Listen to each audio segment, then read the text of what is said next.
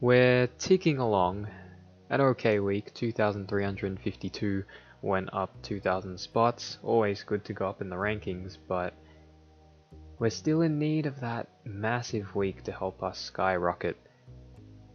But as it's been all season, the Sicily Wits Brody difference, brutal again. Why I don't have any of the three, I don't know, I guess I'm stubborn. But I also think I'm better off going with a pod option to try and get up the ranks. I've been missing these guys for half the season already, so I don't know if it's worth joining the pack at this point. But we'll see, hopefully it works out down the track. With Whitfield out, we didn't really get to make a proper upgrade. Ward to Clark still happened, but Martin stayed in the team and he stunk out a 49, and we went Whitfield to Doherty, and that was a disappointing first score from him.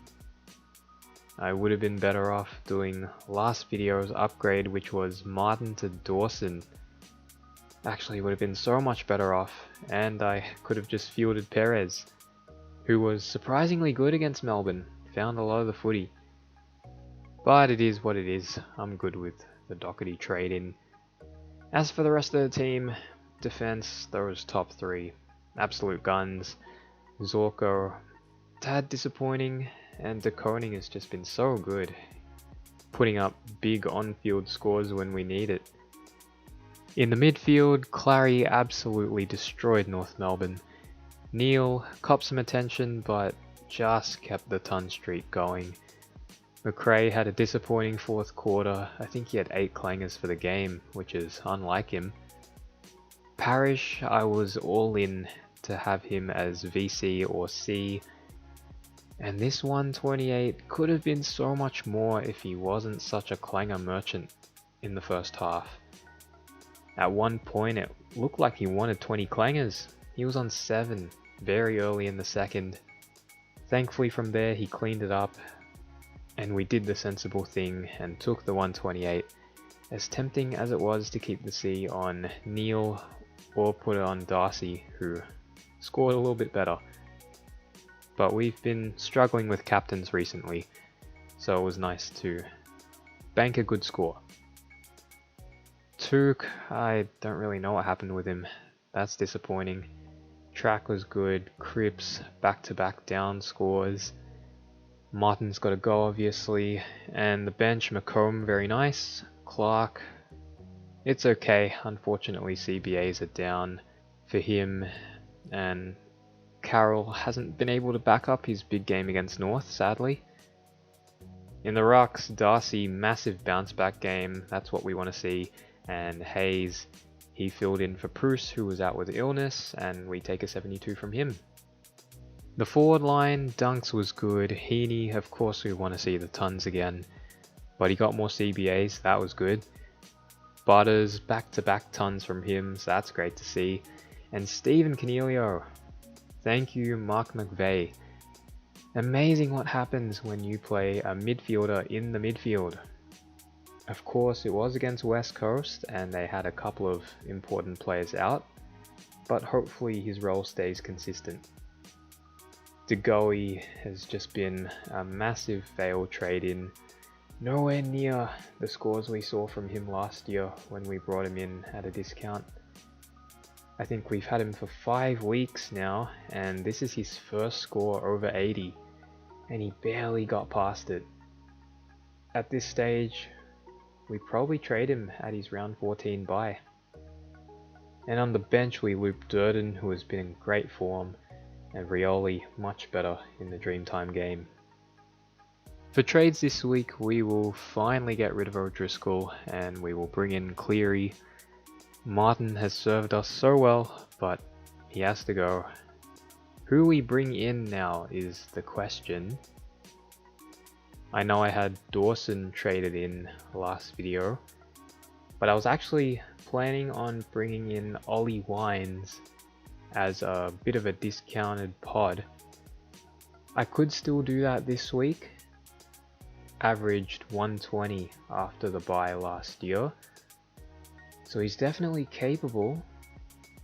but I was messing around with trades earlier, and with the DPPs coming up, Bont and Baz are the big talking points, and I have exactly enough to go Bont.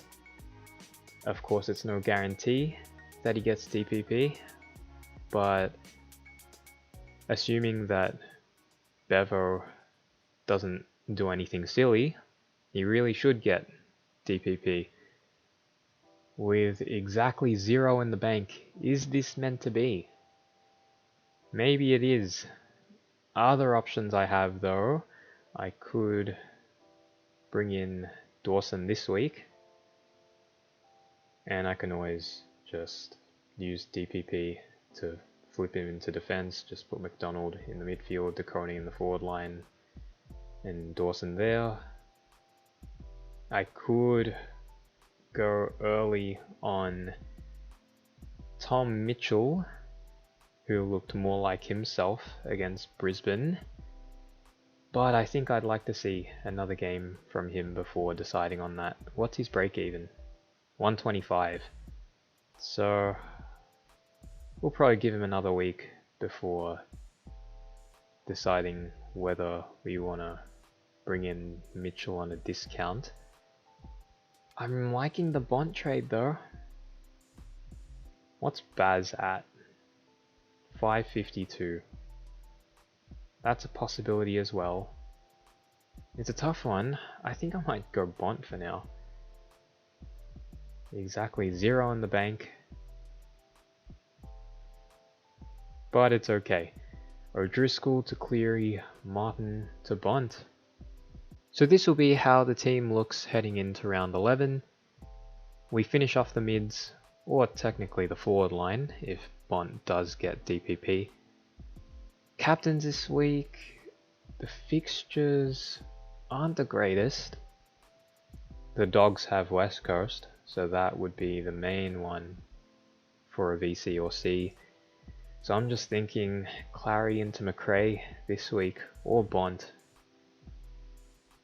Could go McRae Vice into Cripps against Collingwood. That's a possibility. But we'll just go safe. Durden will take the on-field spot in the forward line. He's the man in form right now. So the team's looking alright. We have D6, R2 and M8 left to upgrade, assuming Bont goes down to the forward line. So my current plan is next week 2 down and Durden to Tom Mitchell. Definitely want another look to see if he can back up his performance against Brisbane, but he's definitely on the radar. And in defense, I could go an upgrade in round 13 to a premium who had their bye in round 12. So someone like Sinclair, we'll think about that one. And then R2, Brewster Gawn has been the plan, and Gawn still has a fair bit of money to drop. But of course, Witts is the one in form. So if I want to give in and just join the pack there, I could do that too. But at this stage, Brewster Gawn is the plan. As far as the buy outlook goes, we have at least 18 for each week, so that's good. My biggest concern is round 12, where I have exactly 18, including Connor McDonald. So hopefully he comes back so he can play through the first 2 bye rounds. But we also have Durden to Mitchell planned that week, so that would make it 19 there. So we should be okay. And then round 13 and 14, we currently have 21 for both those weeks. And of course, it could be more if I decide to make an upgrade to a round 12 bye player in round 13. Round 14, like I said, planning to trade in Tom Mitchell, so he'd be missing that week, but I might trade the goalie to a Baz or Parker. So we'll see when the time comes, but we should be good. So that will do it. Hopefully you all had a great round 10. Good luck to you all for round 11, and see you on the next one.